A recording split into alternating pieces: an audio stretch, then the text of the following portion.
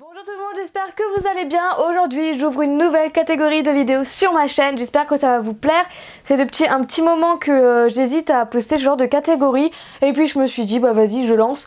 Tout simplement parce que j'ai très envie de la faire. Donc voilà, j'espère que ça va vous plaire quand même, voilà, mais j'avais très envie de vous faire cette catégorie donc je la partage aujourd'hui. Vous l'avez vu dans le titre, aujourd'hui on va parler d'histoire, pas d'histoire qu'on apprend en cours évidemment, on va parler d'histoire de la pâte polymère, d'histoire de la Fimo, parce que c'est quelque chose que je trouve vraiment très intéressant et c'est aussi très intéressant de savoir d'où viennent les produits qu'on utilise au quotidien. Donc voilà, j'avais très envie de vous dire ça en vidéo. Donc je sais pas encore comment je vais appeler cette vidéo, la Fimo, les origines, ça fait titre de film hein, quand même. Ou je sais pas, les origines de la Fimo, la création de la pâte polymère, je sais pas, je verrai bien ce que je mettrai dans le titre, hein, voilà.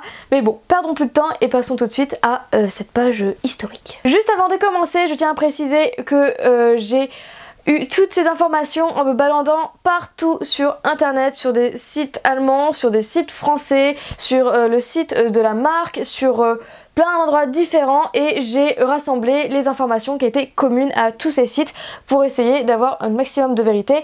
Voilà, c'est possible que je me trompe mais en tout cas ça sera des trucs pompés sur internet. Donc voilà, j'ai fait en sorte de reprendre les informations que je voyais à plusieurs endroits pour être sûre d'avoir un truc qui tient la route. Donc voilà, je n'ai pas la vérité absolue mais j'ai essayé de faire du mieux que j'ai pu pour avoir un maximum d'informations crédibles et sûrement vraies pour cette vidéo. Donc j'ai tout marqué sur un petit bout de papier parce qu'il y a des noms assez compliqués à prononcer. Donc voilà, c'est parti. Donc tout commence en 1939 en Allemagne, puisque la pâte polymère est d'origine allemande. Il y a une créatrice de poupées qui s'appelle Kate Kruse. Je le dis à la française, mais bon, je mettrai son nom avec sa photo si j'en trouve une quelque part à côté. Voilà, et en fait, c'était une créatrice de poupées et elle était en train de chercher une matière pour l'aider à réaliser ses visages et les autres parties de membres d'une poupée. Voilà, tout simplement. Et elle essayait de trouver, elle essayait de développer un produit, un nouveau matériau qu'on pouvait utiliser justement pour réaliser ses poupées. Un peu plus tard, justement, il y a sa fille qui vient l'aider, sa fille qui s'appelle Sophie et son famille qui est Rebinder Kruse. Voilà, désolée si je le prononce mal, j'ai absolument aucun accent allemand, qui vient l'aider justement à essayer de confectionner ce nouveau matériau, voilà, qui vient l'aider pour confectionner ça pour ses poupées et c'est en 1954 qu'elle a créé son premier kit de pâte à modeler, de pâte polymère.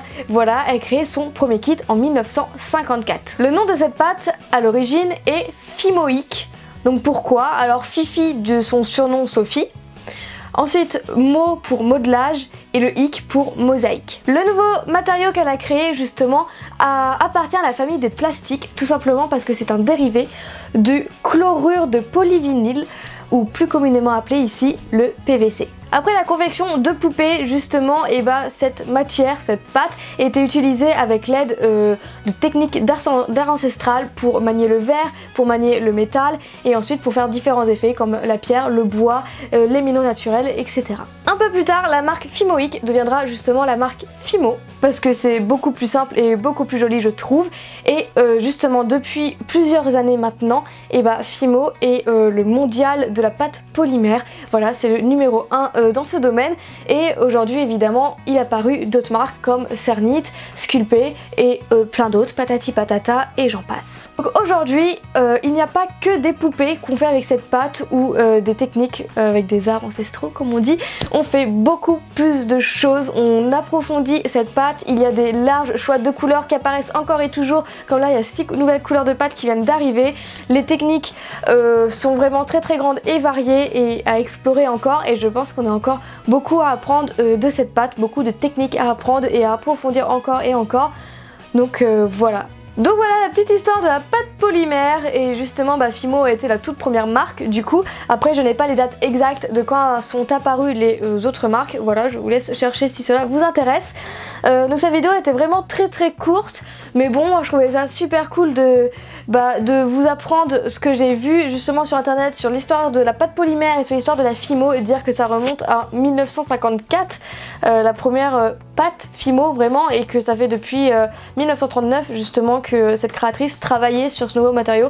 Je trouve ça assez ouf quand même de se dire qu'on travaille une pâte qui était vraiment utilisée pour des poupées, pour des jouets, pour des trucs comme ça. C'est vraiment cool et c'est vraiment intéressant à savoir.